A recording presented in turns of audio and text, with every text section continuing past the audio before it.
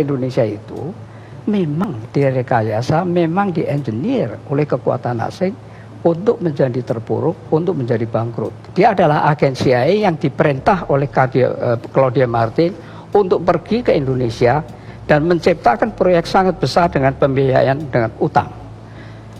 Berikan justification atau pembenaran bahwa proyek itu sangat penting. Kalkulasikan untung yang sebesar-besarnya, bangkrutkan Indonesia setelah semua utang kembali kepada perusahaan-perusahaan Main, Bechtel, Halliburton, Stone and Webster, dan Brown and Root. Rupiah ini akan merosot terus menerus sampai tidak ada batasnya, kecuali kalau ada pimpinan nasional yang sangat kuat mengerti persoalan dan berani membalikkan itu. Nah, sekarang akan saya jelaskan secara padat untuk menjadi bahan diskusi. Pertama-tama, saya ingin mengadakan perbandingan dengan beberapa negara tetangga. Itu pun saya pilih, bukan ASEAN sembarang, saya pilih saja ya. Per 31 Desember 1970 sampai hari ini, ya, Singapura dolar 19 tahun 70 itu 1 US dollar 3 dolar. Sekarang 1,3, jadi mengalami apresiasi, mengalami penguatan 57%.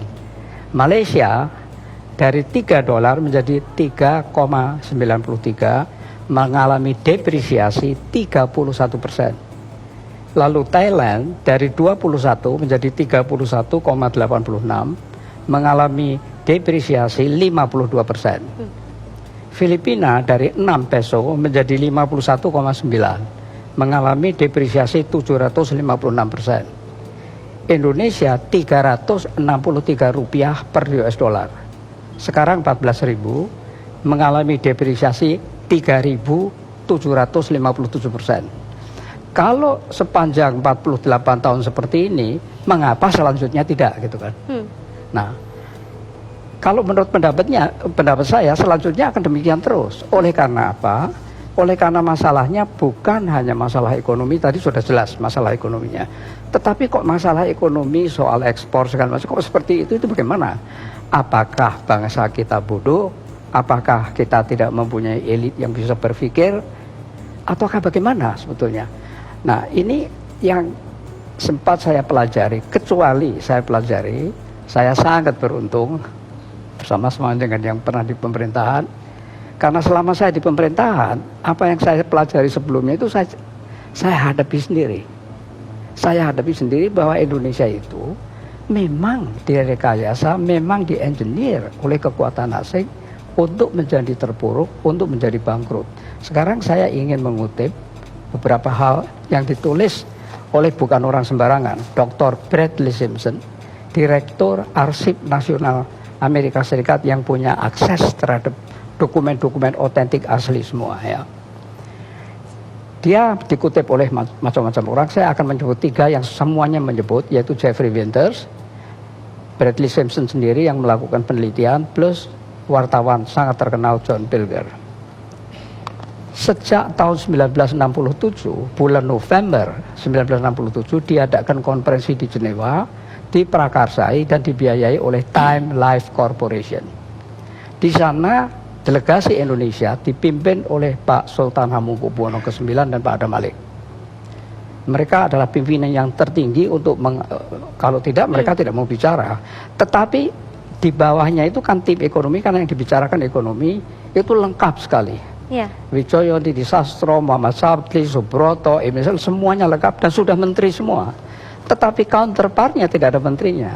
Counterpartnya itu Bank Dunia, IMF, Bank Pembangunan Asia, dan pengusaha-pengusaha besar raksasa di bawah pimpinan David Rockefeller. Nah, kemudian sebelum itu nanti saya ulas peran CIA.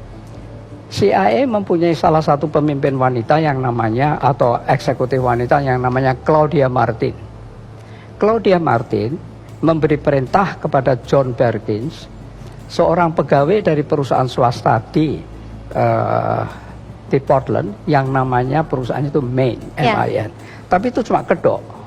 Dia adalah agen CIA yang diperintah oleh Claudia Martin untuk pergi ke Indonesia dan menciptakan proyek sangat besar dengan pembiayaan dengan utang. Berikan justification atau pembenaran bahwa proyek itu sangat penting. kalkulasikan untung yang sebesar-besarnya, bangkrutkan Indonesia setelah semua utang kembali kepada perusahaan-perusahaan Main, Bechtel, Halliburton, Stone and Webster, dan Brown and Root. Katakan bahwa proyek ini akan meningkatkan PDB tanpa peduli siapa yang menikmati. Katakan juga bahwa PDB bisa naik oleh satu proyek saja yang besar. Oleh karena definisinya memang demikian. Buat pengusaha yang terkait senang dengan memberikan komisi, imbalan lain, dan kenikmatan-kenikmatan lain, antara lain fallback position. Kalau kesulitan di Indonesia akan ditampung di IMF, World Bank, dan sudah ada buktinya kan. Ya. Nah kalau utang menjadi permanen dengan cari lubang tutup lubang, Indonesia akan menjadi target yang empuk kalau Amerika Serikat membutuhkan favors, termasuk basis-basis militer, suara PBB atau akses pada minyak, dan sumber daya alam lainnya. Yang mengatakan ini semua bukan saya. Yang mengatakan ini John Perkins dalam bukunya The Confessions of an Economic Hitman, ditambah Brad Jensen segala macam. Maka kenyataannya apa? Kenyataannya sejak itu terjadi hal yang sangat aneh. Bagaimana ekonom-ekonom yang begitu hebat bisa melakukan hal-hal seperti ini? Sejak 67, ya, utang itu tidak disebut loan, akan tetapi disebut bantuan, aid. Ya. Utang di dalam APBN tidak disebut utang luar negeri, tapi disebut pemasukan pembangunan. Dan itu tertulis. Ya. Selama 32 tahun tertulis seperti itu. Ya.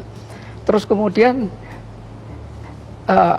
nanti saya, nah terus dalam konferensi Jenewa November 67 itu sudah semuanya sudah dihabisin. Kita bicara Freeport seolah-olah baru belakangan. Tapi dalam konferensi November 1967 mereka mengatakan dalam 3 hari Indonesia sudah diambil alih oleh 5 kamar industri, jasa, dagang. Tapi yang penting-penting saya kemukakan, ketika itu Freeport sudah mendapat bukit di Papua Barat. Sebuah konsorsium Eropa mendapat nikel di Papua Barat. Alcoa mendapat bagian terbesar dari boksit Indonesia. Sekelompok perusahaan-perusahaan Amerika, Jepang, dan Prancis mendapat hutan tropis di Sumatera, Papua Barat, dan Kalimantan. Nah, sekarang solusinya bagaimana? Kalau kita mau mencari solusi, kita mesti membedakan antara 2 hal, yaitu keunggulan itu ada 2, keunggulan komparatif atau keunggulan kompetitif. Keunggulan kompetitif itu adalah kemampuan untuk berkompetisi ceteris paribus sama 2 negara, tapi yang satu lebih bisa. Kompetitif kita tidak punya. Tadi sudah disebut, kita tidak punya itu sama sekali pada umumnya, tidak pernah punya. Dibuat sampai tidak punya, atau memang tidak mampu betul, saya tidak tahu. Jadi ini memang dibuat terus menerus seperti yang saya katakan tadi, supaya terjerat, supaya menjadi target, karena Indonesia ini besar dan kaya. Nah sekarang tadi saya baru bicara mengenai komparatif dan kompetitif. Ya. Kompetitif tidak mampu, sebabnya perlu kita cari kenapa kok tidak mampu. Nah kalau komparatif itu karena tidak ada usaha manusia. Secara natur, secara alamiah Indonesia itu sudah diuntungkan. Jadi secara perbandingan sumber daya alam, dan ini yang aneh, mengapa diberikan kepada asing? 90% tadi seperti yang dikatakan. Jadi solusinya bagaimana? Solusinya nomor 1, mesti berani berbicara dengan negara kreditor, rescheduling atau haircut. Tidak mau perang, tapi bicaranya cukup keras, argumentatif, umumkan di seluruh dunia. Itu 1. Kedua adalah mengenai kontrak dari sumber daya alam mineral yang mahal. Kalau sudah habis ya habis. Pergilah, kami bisa mengelola sendiri. Kenapa setiap kali habis takut mengambil alih?